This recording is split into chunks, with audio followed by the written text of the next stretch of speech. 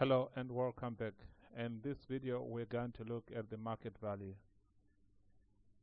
Now, market value is the value of a company as indicated by the current stock price on the stock exchange and reflects the actual current value that investors are willing to pay to obtain the shares of the company.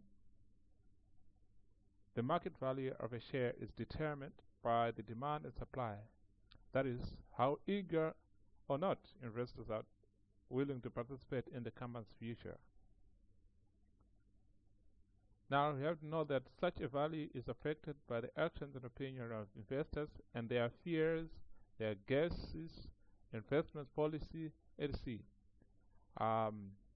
Hence, the market price may not reflect the true value of shares at all times, and a proper valuation of shares may be required using intrinsic valuation models. The market value is usually higher than the intrinsic value if there is strong investment demand, leading to possible overvaluation.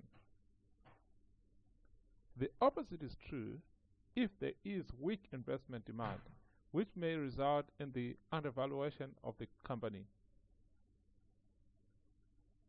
In the case of private limited company, the shares of such a company are not really purchased and sold to the public. In that case, the valuation of shares becomes absolutely necessary. In the background, there is an image of a stock exchange, and the values that appear on the stock exchange reflect the market values. So when you go to the stock exchange, to your stockbroker, and you want to buy shares, the value that the stockbroker is going to give you is the market value. And we are saying that such a value might not be the actual value of the company.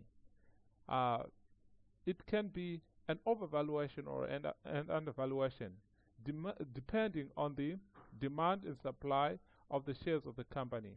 It also can also be affected by the fears, the guesses, and investment policy of certain investors that are holding the share. Therefore, you might need to value the company, to revalue the company. Similarly, if you're trading using a computer, you'll be having a screen more or less like this. And all the values of the shares on the computer are an indication of the market values. So before you buy the shares on your computer, you need to identify the intrinsic value of those shares so that you know whether the share is undervalued or overvalued. In our next tutorial, we're going to look at intrinsic value, and we're going to compare it with the market value so that you see the picture clearly. Thank you for watching.